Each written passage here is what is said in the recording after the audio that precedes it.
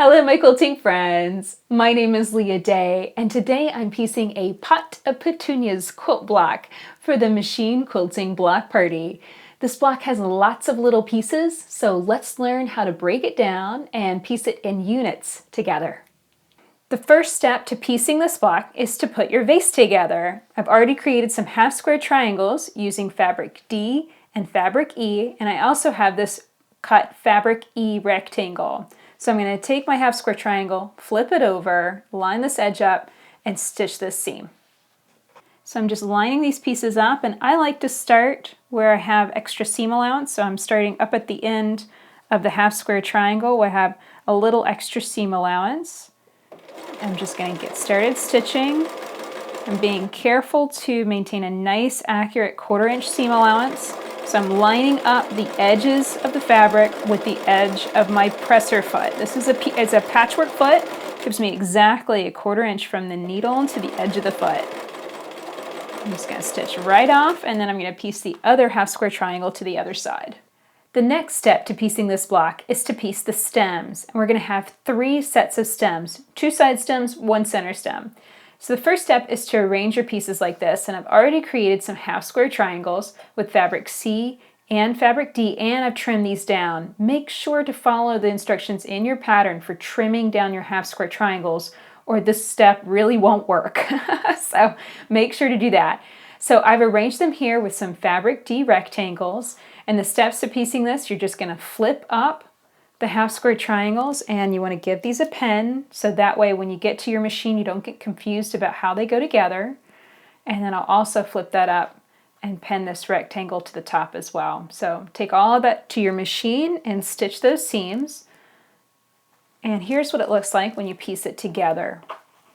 So here's one side of the stem and the other side. And you want to make sure to get those half square triangles nicely penned together, because if you flip it around and stuff, it just really won't work. This is not symmetrical. That way you can't just flip it and have it work the opposite side. It doesn't work that way. Okay, so this is the basic step for the side stem. All you're going to do to turn it into one of the side stems is to take your fabric C stem, your rectangle, and you're going to piece these units to either side. So I'm going to flip this over, I'm going to take it to my machine and show you how to stitch this seam.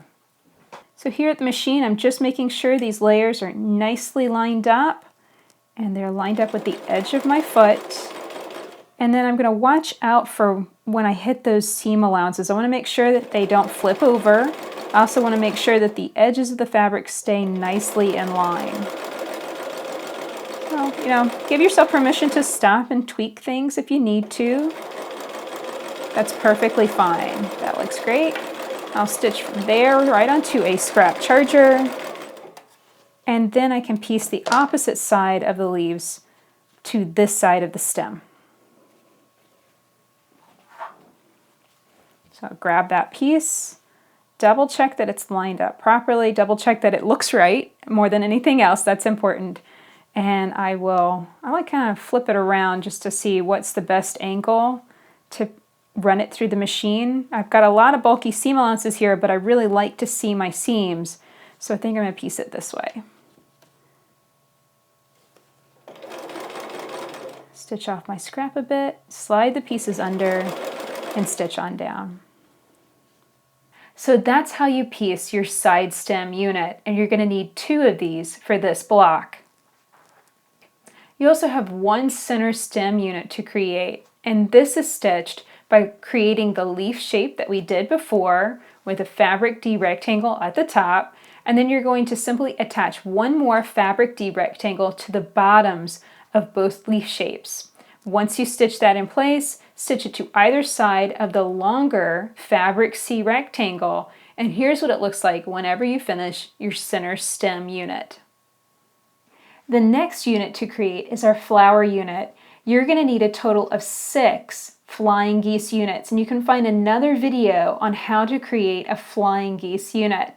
So take 2 of those units, flip it over so you have the fabric B triangle in the middle, take it and stitch along that seam with an accurate 1/4 inch seam allowance.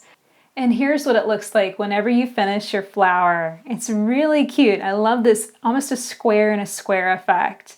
So you're going to need a total of 3 flowers. Make them just like this. And now let's move on to the next step, putting them together with our stems. So now let's start putting some of our units together. We have 2 of our side flower units. So we're going to need 2 flowers plus our 2 side stems. So you're going to stitch these together. And then also 2 pieces of our fabric D background fabric. You can just place those at the top, piece that all together to complete your side flower units. We also have a center flower unit. So you're just going to need the center stem, one of the flowers we just pieced, plus a slightly more narrow piece of fabric D background fabric for the top. So piece that together, and then we'll start putting it together with our vase.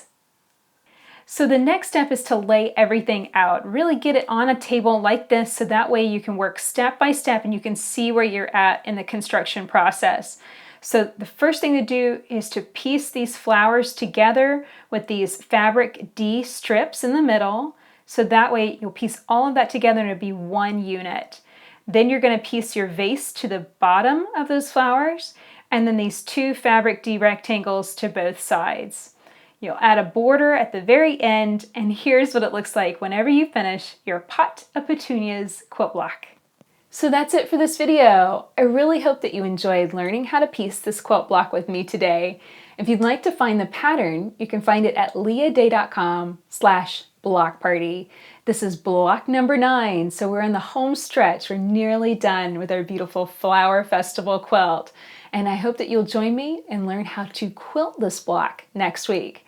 If you have any questions about this piecing process, please ask in the comments below.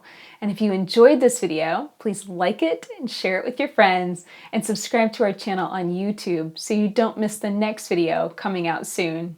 Until next time, let's go quilt.